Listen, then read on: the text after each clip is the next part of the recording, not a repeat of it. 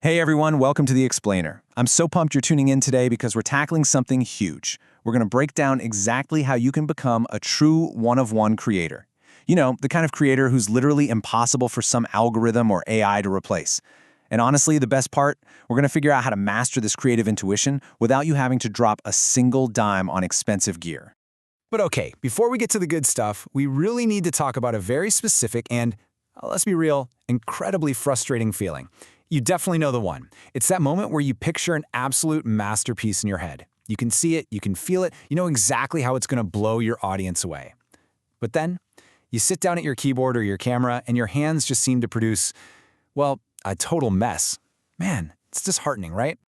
Well, there's actually a name for what you're going through. It's called the beginner's paradox. Simply put, it's that deeply demotivating gap between your incredibly high-level creative taste and your current technical ability. And the source material highlights something absolutely crucial here. This paradox, it's the single biggest reason why most people just throw in the towel and quit before they ever get good. It's the ultimate trap. Section 1. The Beginner's Paradox, and why good taste feels like a curse. So to fix this gap, we first got to understand why it's happening at all. And let me just stop you right here and assure you, it's not because you lack talent, and it is definitely not because you're lazy. Actually, scratch that. It's more like a math problem, which we see playing out right here. Look at the left side, your taste.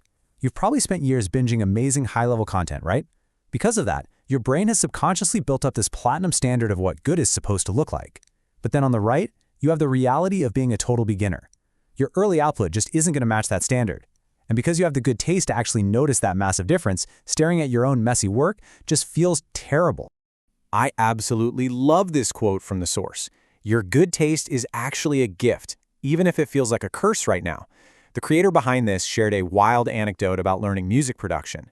They said they'd be walking around hearing these massive, multi-layered hit songs in their head. But the second they sat down at the computer, total disaster, just a mess. It's so important to realize that this crazy disconnect, it's literally just the natural friction of learning a new craft. Section 2. Skills over view counts, which is a massive mindset shift. So how do we actually cross this bridge? Well, escaping the beginner's paradox isn't about running out and buying a $3,000 camera. It's about a massive mindset shift in how you measure your own success. Honestly, the fastest way to crash and burn as a creator is tying your self-worth to those uncontrollable numbers on the left. Obsessing over views, refreshing your subscriber count, trying to game the algorithm, it's a losing game, folks. Those numbers just reflect audience behavior, which is totally out of your hands. What we need to do is shift all of that energy over to the right side, obsessing over the actions and skills you can actually control. And what are those controllable actions? Well, they're the absolute nuts and bolts of your craft. Things like sharpening your hooks so you grab people's attention the second they click, improving the pacing in your edits, getting a better grip on the basic arc of storytelling, or honestly just practicing talking to a camera without feeling weird and tightening up your script writing. By pouring your energy into these buckets, you're actively building the technical intuition you need to finally match that amazing taste of yours. To actually put this into practice, the source breaks down this awesome 7-day skill sprint. Here's a playbook. Step 1. Pick just one, literally just one specific skill from that list we just talked about that you know you're struggling with. Step 2. For one whole week, you're going to totally ghost your follower count and ignore your analytics. Seriously, close the dashboard, don't look.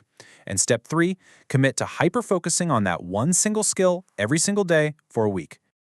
Now the magic here really comes down to this tiny little number, 1%.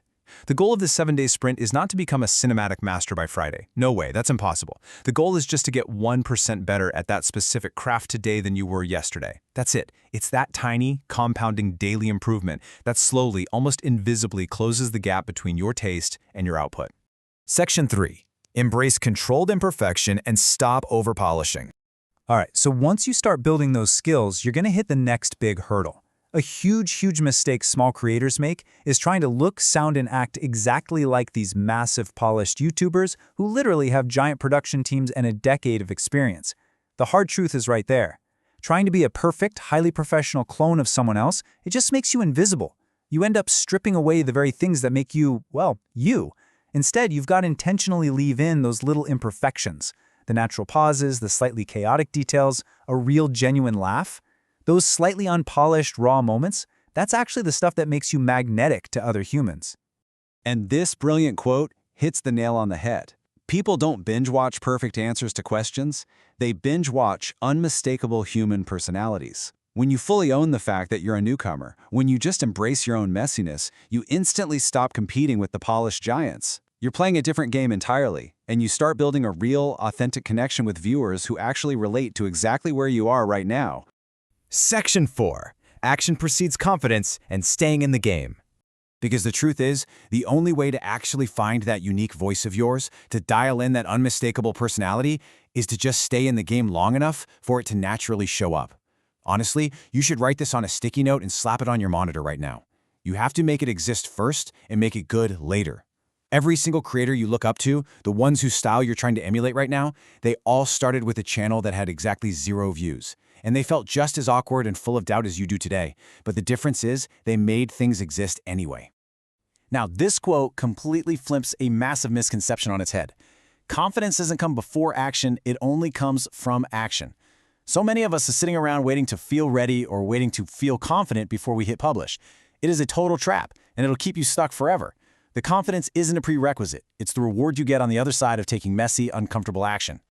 So, here is your new benchmark, 20. I'm challenging you right now to just push through those first 20 messy creations. Make a deal with yourself that you won't even judge your work until you've put 20 distinct pieces out into the wild. Just embrace the clumsiness, grab your 1% improvement each day, and relentlessly march toward number 20. Let's zoom out a bit and see how this all fits into the bigger picture. While you're grinding through those first 20 messy creations, you need a North Star. Now, your North Star is not a subscriber plaque. It's a specific person, a real human being that you genuinely want to help with the value you're providing. And I promise you, if you keep your focus relentlessly locked on helping that North Star, all the other stuff, the algorithm, the view counts, the whole shebang, it will eventually take care of itself.